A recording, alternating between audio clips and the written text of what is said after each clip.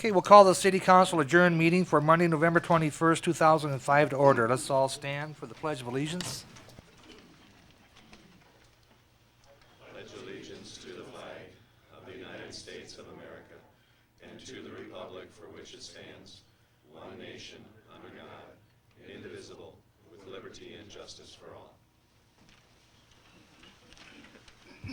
Roll call, please. Arbogast. Here. Garnos. Here. Gisselbeck. Heller. Here. Johnson. Here. Meisenheimer. Here. Solberg. Walder. Mrs. Walder is absent. Mr. Wilson. Here. Mrs. York. Here. Thank you. Need a motion to approve the minutes of the city council meeting of November 7th, 2005. So move. So moved by Mr. Meisenheimer, or excuse me, Solberg, seconded by Mr. Heller. Are there any additions or corrections to the minutes? If not, all in favor say aye. Aye. Opposed? Motion carried. Item number 2 is a resolution, number 5-56, authorizing economic development revenue note for Jenkins Living Center Incorporated. Tracy? Thank you, Mayor. I'll introduce this, and then after I've made my brief comments, I'll turn it back to you for the public hearing. The purpose of the hearing tonight is to, in essence, is to comply with the Internal Revenue Code. We're required to conduct a public hearing to accept public comment prior to issuing these economic development revenue notes. This hearing has also been noticed in the paper as required by law. The purpose of the hearing is to take comment on a plan regarding the issuance of $1.7 million in City of Watertown, South Dakota Economic Development Revenue Notes. And the proceeds of these notes will be loaned in effect to Jenkins Living Center and will be used by Jenkins to repay previous financing provided for their facility by the Department of Housing and Urban Development, and also to pay the costs of issuing the note. The note itself is referred to as a limited obligation of the City of Watertown, and by that it means that the taxing power of the city is not pledged to the payment of the note or the interest on that note. The note is not a debt or any kind of a financial liability of the city, the state, or any other political subdivision of the state. The principal and interest on the note is payable solely from the amounts received on behalf of Jenkins Living Center. So they are entirely responsible for payment of principal and interest on that note. And with that, Mayor, I will turn it back to you, and certainly as part of the public hearing, I'd be willing to try to answer any questions you have. I know Lauren Diekman is here from Jenkins Living Center, and he probably will have a few comments for you as well. Thank you. Thank you, Tracy. We'll begin by opening up the public hearing. Is there anyone in the audience that would like to speak to us as the city council, or we can also take written testimony too? So, is there anyone here to speak to the issue? Lauren? Mayor Fox and members of the City Council, my name is Lauren Diekman. I'm President and CEO of Jenkins Living Center Incorporated here in Watertown. And again, we have come before the City Council to ask your assistance in helping us obtain some tax-free financing. As Mr. Turback mentioned, the proceeds of the financing would be used to basically refinance a existing mortgage on Jenkins Townview Apartments, specifically that building. Back in 1979, the Jenkins organization had obtained a loan through the U.S. Department of Housing and Urban Development to build Townview Apartments. And in recent months now, interest rates, of course, have been favorable, and some federal regulations have changed that make it advantageous for us to approach a refinancing at this time, or to pursue that. The original loan is at 7.62% with 15 years left on a 40-year mortgage. And although we won't lock in an actual interest rate until we close on this particular financing, we are expecting to have a rate in the neighborhood of 5.5%, which will result in savings to the Jenkins organization of approximately $250,000 over the next 15 years. Under HUD rules, any funds generated by the project must stay with the project, so money saved will be used for ongoing operations, any new programs that we want to develop there, and also capital improvements as the need arises. So we appreciate the City of Watertown's cooperation and assistance in helping us obtain this financing, and I too would be happy to answer any questions that anyone might have. I guess not. Thank you, Lauren. Excuse me, Mayor, I should point out that the copy of the resolution that was distributed with your agenda has been revised somewhat. I did earlier today, I believe you all should have received an electronic copy of the final version of the resolution. The substantive changes that were made were to increase the maximum principal amount from 1.6 to 1.7 million dollars, and then they also increased the maximum amount of interest rate on the note. But those essentially were the substantive changes. Thank you, Tracy. Is there anyone else in the audience that wishes to speak to the issue? If not, then I'll close the public hearing and we'll go on to council action. May I have a motion to either approve or disapprove? Your Honor, I'd make that motion. Thank you, Mr. Garnos. Is there a second? I'll second it. Seconded by Mrs. York. Is there any further discussion? If not, all in favor say aye. Aye. Opposed? Motion carried. Item number 3 is a resolution number 5-58, which is a plat of the Northridge 27th edition. Rick? Good evening, Mayor. Thank you, and good evening, members of the council. Plat of Northridge edition, 27th edition, comes to you from your proprietors and requesters, Marvin West and Laverne Zamo, doing business as L&M Developers Incorporated. The plat documents have been included in the agenda packet, but if there is a need, I am prepared to bring it up on the overhead if the discussion takes it that direction. We probably, for the viewing audience that doesn't have the advantage of having it in front of us, generally speaking, Northridge Edition is at the intersection of Highway 81 and 14th Avenue North. This Northridge 27th Edition is a replat of areas typically that we have come to know as a sort of a private or gated portion of that subdivision with private roads and private sewers and other private services. The plat is to set out for the purposes of describing property to facilitate sales of property. The plat is for 4 lots, and what it does, it outlines the foundation line of twin homes and also sets forth then the common wall between those twin homes for the purposes of transfer.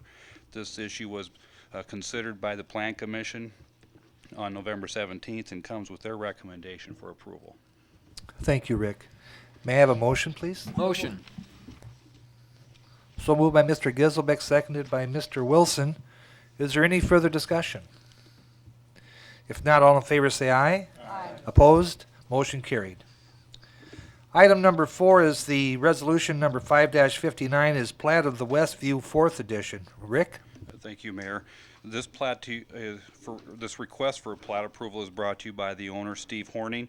Westview Edition is located by Foundation Fields, just north of 3rd Avenue North, bounded on the east by 13th Street. This is a replat of lots 4 and 5 of Westview 2nd Edition and lot 6 of Westview 3rd Edition. This actually has come to you as a recommendation, a very strong recommendation as a condition of a building permit application. The proprietor has constructed some twin homes there. What we're trying to do with this plat is align the lot lines with the exact common walls between the duplexes and then move the line between the 2 duplexes so it has sufficient setbacks so that everything meets our zoning ordinance. This comes to you with the recommendation of the Plan Commission in their November 17th meeting, and I would request your approval as well. Thank you, Rick. May I have a motion, please, for that approval? So moved. So moved by Mr. Johnson, seconded by Second. Mr. Meisenheimer. Is there any further discussion? If not, all in favor say aye. Aye. Opposed? Motion carried. Next, number 5, resolution number 5-60, which is plat of the LP 3rd edition. Rick? Thank you. Proprietors Lonnie Davis and Pamela Davis bring this request for plat approval to you this evening. Again, this was considered by the Plan Commission November 17th. The primary purpose, really the purpose of this is a replat. There's a lot of legal descriptions going on. The property being located up just directly north of us here. Hubbard Mill would be on the east side of one of the lots of the Lot A of the property. Just to give us a general reference, The legal descriptions, after years and years of platting, especially involving the plats along railroad properties, the legal description get quite long and cumbersome, and this is just a matter of cleaning the legal descriptions up and describing them as Lot A and Lot B versus a very extensive text legal description. It's in an I-1 district, and the only thing that's a little bit out of the normal is that Lot B does not quite meet the dimensional areas for a light industrial district. I will note the Plan Commission is aware of that, and they still have recommended approval, and I would request your approval as well. Thank you, Rick. May I have a motion, please? Motion by Mr. Wilson, seconded by I'll second it. Mrs. York. Is there any further discussion? If not, all in favor say aye. Aye. Opposed? Motion carried. Thank you, Rick. Thanks. Item number 6 is 2005 budget amendments. Item A, contingency account and line item transfers. Tracy? Thank you, Mayor. As the council is aware, the original budget each year is adopted by ordinance, after a first reading, second reading, and approval by the council. Once the original budget is adopted, there are a number of ways that the council can amend the budget, and we've got a kind of a mixed bag tonight. The first item, the contingency account and line item transfers. You've got a couple sheets in your packet that identify those. The first is a $15,000 contingency transfer. That's an item to essentially follow through on an approval that was made by the council at an earlier meeting to provide $7,500 each to the Red Cross and Salvation Army for hurricane relief. And that's a contingency account transfer to the account for the City Council special projects. And in addition to that, under our home rule charter, we're authorized to do line item transfers from one account to another. Typically, we haven't made much use of that authority. However, in this case, we had a situation where there was a significant change in the overall management approach to the golf course. We went from what was originally budgeted as a clubhouse manager that was a city employee and paid through temporary salary accounts, and is now strictly an independent contractor this year. And so we're simply moving the appropriated funds from temporary salaries to expert and consulting services. And in both cases, in both types of transfers, the total amount of the budget does not change. It's simply moving the budget authority from one part of the budget to another. So I would, if you have any questions, I'd certainly try to answer those, but if you don't have questions, I would ask for your approval of those transfers. May I have a motion for those approvals, please? I'll make that motion. Motion by Mr. Heller and seconded by Mrs. Arbogast. Is there any further discussion? If not, all in favor say aye. Aye. Opposed? Motion carried. Item number B is appropriation of state and federal grants. Tracy? Thank you. In addition to transfers, another method that we sometimes use to amend the original budget, in the case of state or federal grant funds, it's not necessary to go through a formal ordinance process to appropriate and actually spend those grant funds. We can simply approve a motion, or the council can simply adopt a motion to appropriate those dollars, and that's what I'm asking you to do here. And again, in your agenda packet, you've got a list. There are several grants, federal grants that were received either through the state or directly from the federal government, as well as some state grant funds for the police department, the fire department, and then a significant portion, $39,800, that was provided through the State Game Fish and Parks Department for shoreline improvements at Pelican Lake. The police department grants relate to highway safety grant funds. You're familiar with those. We have received a number of those grants over the past few years. In addition, the police department just about every year will receive juvenile accountability incentive block grant funds. Those are federal dollars that come to us through the state. And the last one in the police department is another federal program that comes to us directly from the federal government for a replacement of bulletproof vests for the law enforcement officers. The federal funds received by the fire department all relate to Department of Justice training funds that are provided to us for various training, Homeland Security type training that the fire department folks have been taking advantage of. Any questions on those at all? I'd be happy to try to answer. Otherwise, I would ask for a motion to appropriate those grant funds. May I have a motion, please? So moved. So moved by Mr. Garno, seconded by Mr. Meisenheimer. Are there any questions or discussion? If not, all in favor say aye. Aye. Opposed? Motion carried. Next is item C, first reading of ordinance 5-15, supplemental appropriations. Tracy? Thank you, and this is the third and final method that we can use to amend the original budget, and that is to essentially go through the same process that it takes to adopt the original budget, and that is an ordinance amendment. State law provides the council with the authority to adopt a supplemental appropriation in those instances where the funds that were originally budgeted are not sufficient to cover those costs, and those types of situations arise for a variety of reasons.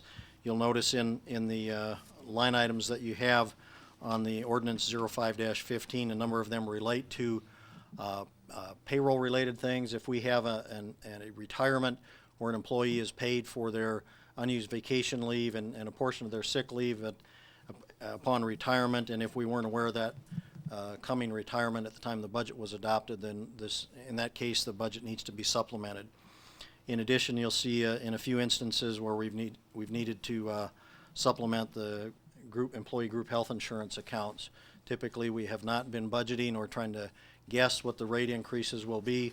In most instances, departments will realize enough savings either through vacancy savings from open staff positions or from other savings in other areas of their budget to cover the amount of the increase on health insurance, but that's not necessarily the case in all instances.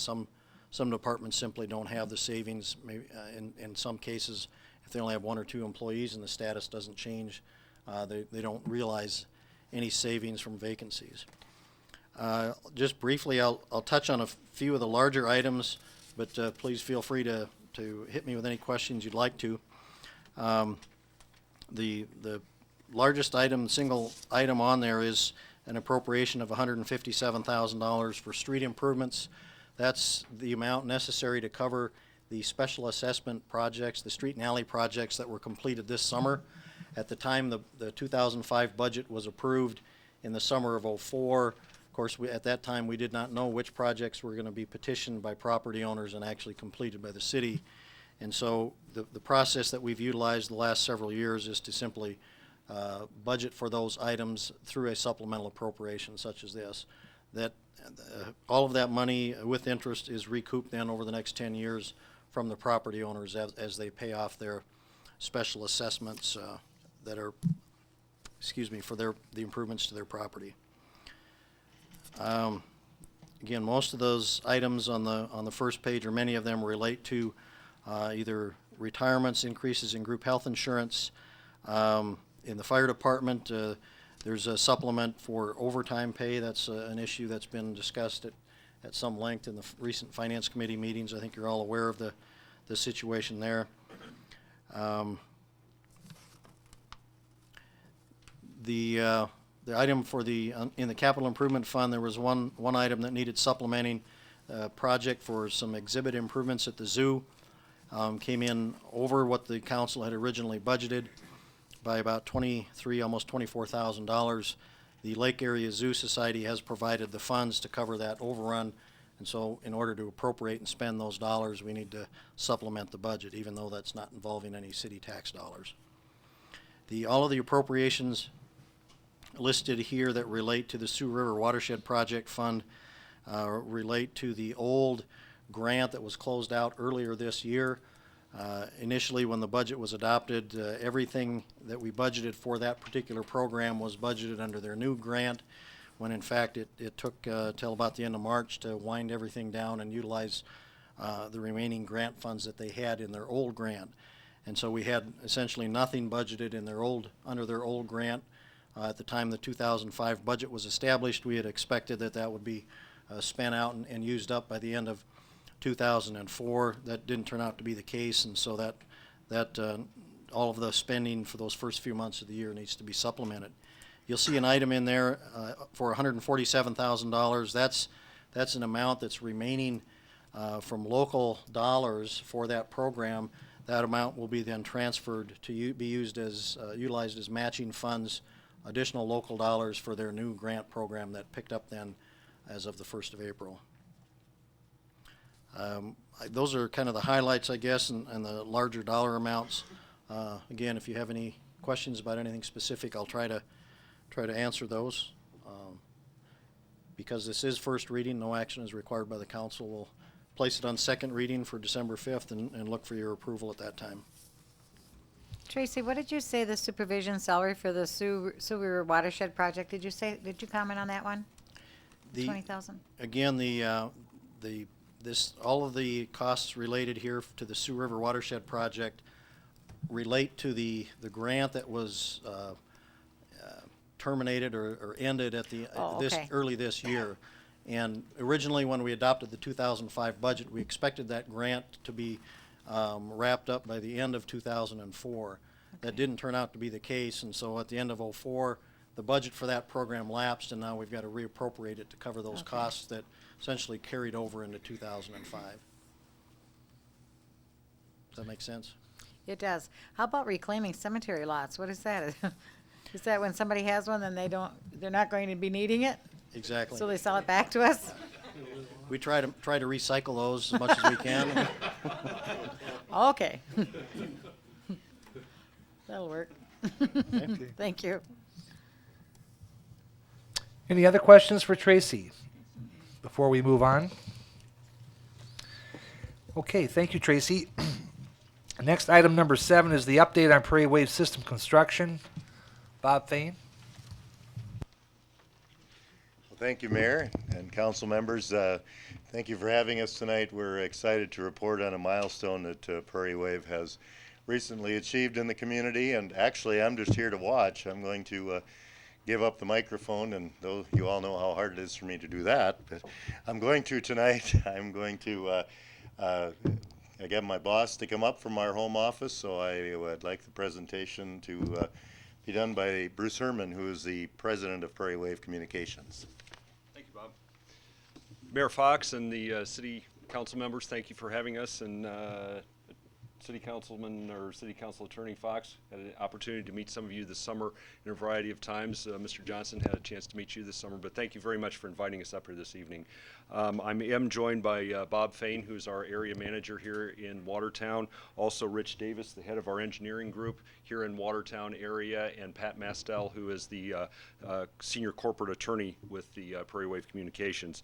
Really, our purpose here tonight is to thank you for welcoming us into the community as a new old neighbor, as I will explain in just a little bit here. But we're very happy to announce, as Bob said, that we have finished the construction process and the franchise obligations here this past summer. Very quickly here, and it's just a brief presentation here, our mission, our corporate mission, is really based on 3 precepts within here. One is the quality of life, enhancing the quality of life for our customers. And we do that by supporting the economic development in their communities. And we do that specifically by providing the reasonably priced advanced communication services to homes and businesses throughout those communities. I've been with Prairie Wave for almost 2 years now. This is my 6th trip to Watertown. We view this as a very important community, and in that time I've met many of you people and I've always felt welcome during that process, and I thank you again for this evening. Our goal is to become and remain a key part of the fabric of Watertown, and we take that very, very seriously here, as we do in each of our other remaining 44 communities that we serve.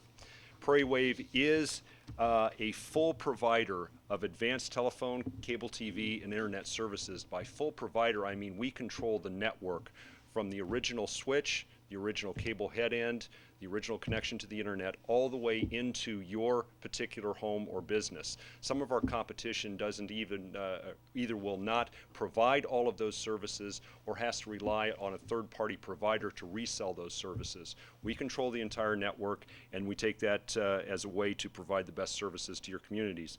We have more than 400 dedicated employees servicing more than 62,000 customers in 45 communities throughout South Dakota, Iowa, and Minnesota. Now this summer, many of you may be aware that we made an acquisition of Black Hills Fibercom based in Rapid City and the northern Black Hills area, which nearly doubled the size of our company. And that's actually a signal of strength for us as a company. We are in a very capital-intensive industry.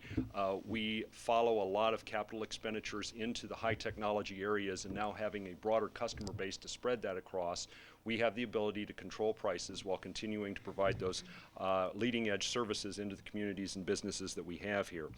In that process, that has not distracted us from our commitment to Watertown. I can tell you and assure you and smile as I say this, the Board of Directors does not know every one of the 45 communities.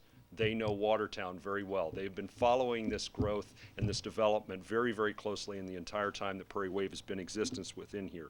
You're a key community, and they celebrate in this process of expanding into here and finishing the community here also. About Prairie Wave and Watertown itself, we have a strong local office located on 2nd Street. We service more than 2,700 customers, taking either some or all of our services. And our local manager, Bob Fain and Rich Davis, as we've introduced here, is a bit of a unique model for us.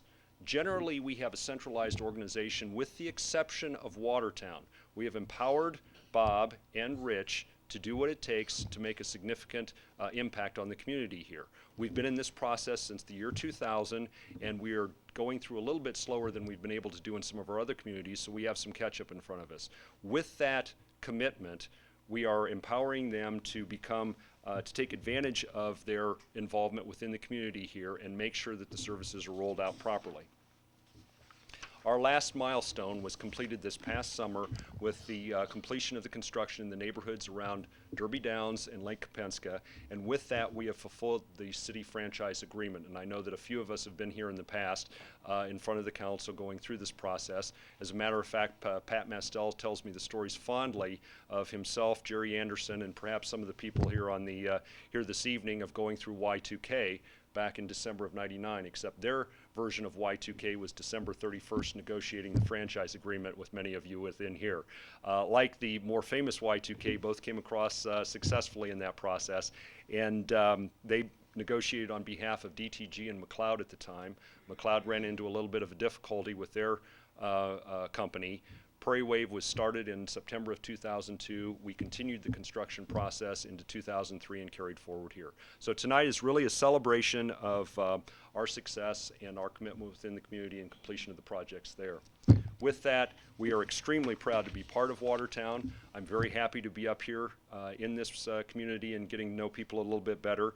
And with this, I give you a renewed, strong commitment to the city of Watertown and a shared vision of the rising star within South Dakota.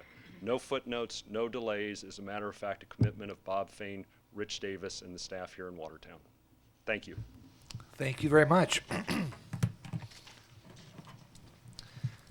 Any comments? Okay. We'll move on to item number 8, which is the Southwest Storm Sewer Project State Revolving Fund Loan Application.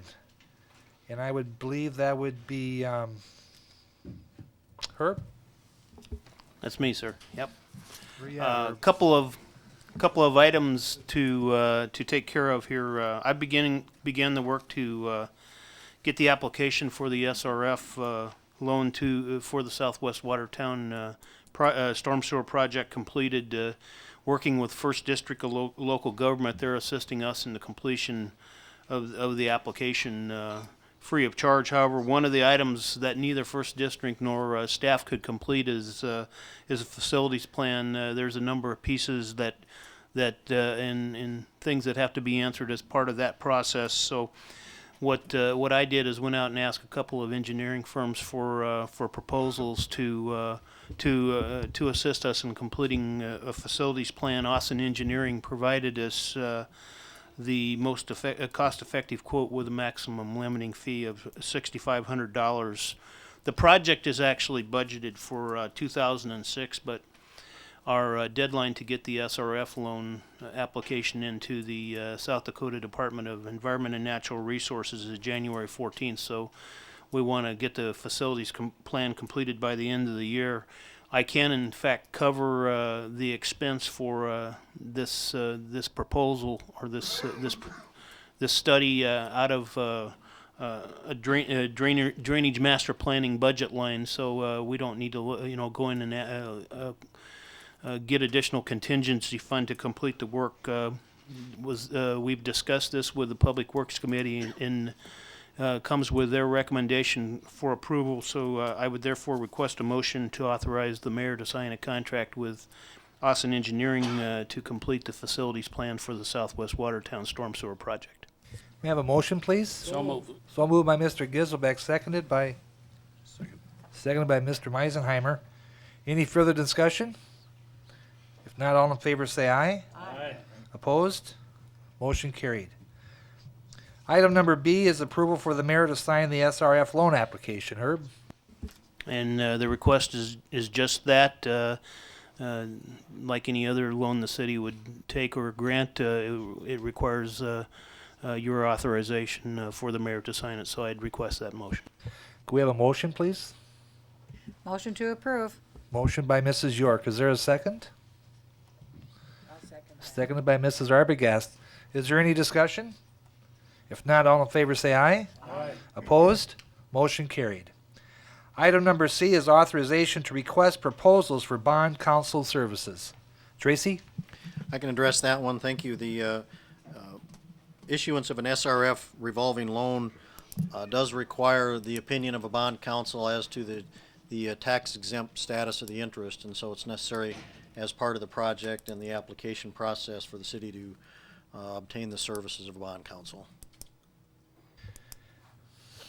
Could I have a motion for that then, please? So moved. So moved by Mr. Garno, seconded by Mr. Johnson. Any further discussion? If not, all in favor say aye. Aye. Opposed? Motion carried. Item number 9 is the approval of Austin Engineering Company agreement preliminary engineering study of Roby Creek. And I believe Dave? Good evening.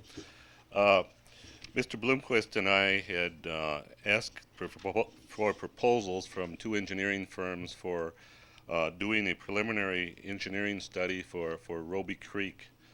Roby Creek has been experiencing quite a bit of erosion damage to areas through a lot of backyards, and we have asked for proposals from an engineering firm to come up with alternatives for and also costs for improving that channel to make it to take care of the erosion and also to handle the water.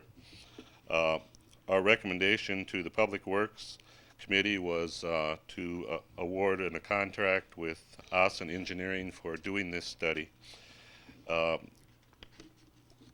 This isn't a budgeted item, so it would also require the use of contingency funds for paying for this engineering study.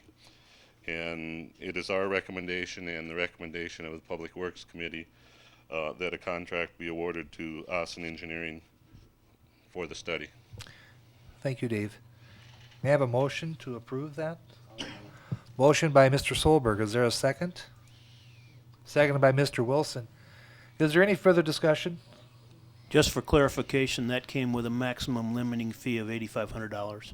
Thank you, Herb, for that explanation. Is there any discussion? If not, all in favor say aye. Aye. Opposed? Motion carried. Item number 10 is the approval of Scott Engineering Company agreement, the design of the Willow Creek Lift Station project. And Dave? The Willow Creek Lift Station project is construction of a new lift station just east of Willow Creek on the south side of Highway 212. This needs to be reconstructed to serve additional area out in the eastern part of the city. We had asked for a proposal from Scott Engineering for doing the design for this lift station. This is the construction is budgeted for next year, and the limiting fee that they have come up with is $29,445, and this comes to you with the recommendation of the Public Works Committee for approval. Thank you, Dave. May I have a motion, please? So moved. So moved by Mr. Giselbeck. Is there a second? I'll second it. Seconded by Mrs. York. Is there any further discussion or questions? If not, all in favor say aye. Aye. Opposed? Motion carried. Thank you, Dave. Item number 11 is the approval of highway safety grant application to purchase video cameras for the police department and authorization to enter into the grant agreement. Randy? Good evening, Mayor, members of the council. I come before you seeking authorization to apply for a grant, and this grant consists of funding assistance for us to purchase 10 new video cameras. These will be for the cars. And the cost is about $2,000 per unit, and the grant will cover 80% of that. So we would get 10 video cameras for approximately $4,000. Okay. May I have a motion for that authorization? So moved. So moved by Mrs. Arbogast, seconded by Mr. Johnson. Is there any further discussion? If not, all in favor say aye. Aye. Opposed? Motion carried. Thank you, Randy. Thank you.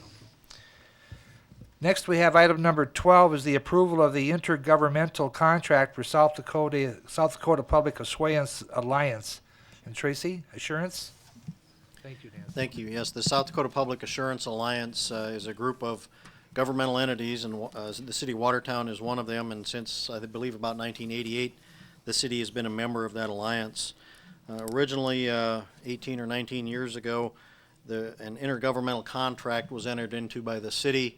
And over the years, as the operation of the insurance pool, as we typically refer to this, the operations have changed somewhat. And this is really, I think, just more of an updating of the contract to reflect current practices, in addition to clarifying a number of issues within the contract, or hopefully clarifying them. The packet that you received included the cover letter, which I'm sure does a better job of explaining the changes to the contract than what I can do for you. But it is really a matter of clarifying things and consolidating a number of different documents into a single contract. And I can also assure you that our city attorney has reviewed the contract as well. And this does come to you with the recommendation from the Finance Committee for authorization to sign this intergovernmental contract. Thank you, Tracy. May I have a motion, please? So moved by Mr. Solberg. Is there a second? Seconded by Mr. Wilson. Is there any questions or discussion? If not, all in favor say aye. Aye. Opposed? Motion carried. Item number 13 is the consideration of a tax abatement application, Roger Conrady, Lot 22, Block 14, Conrady Edition, excuse me, for $4.96. And I believe it was a replat, and then the property doesn't exist anymore, so if I could have a motion, please. I believe I'd make the motion for the rebate of those taxes. Thank you, Mrs. York. Is there a seconded? Seconded by Mrs. Arbogast. Is there any discussion? If not, all in favor say aye. Aye. Opposed? Motion carried. Item number 14 on the open. Is there anyone to speak before the open? If not, is there any old business? Is there any new business? Is there any liaison member reports? There will be no executive session this evening. May I have a motion to adjourn? So moved by Mr. Solberg and seconded by Mr. Giselbeck. All in favor say aye. Aye. Opposed? Motion carried. Thank you all very much.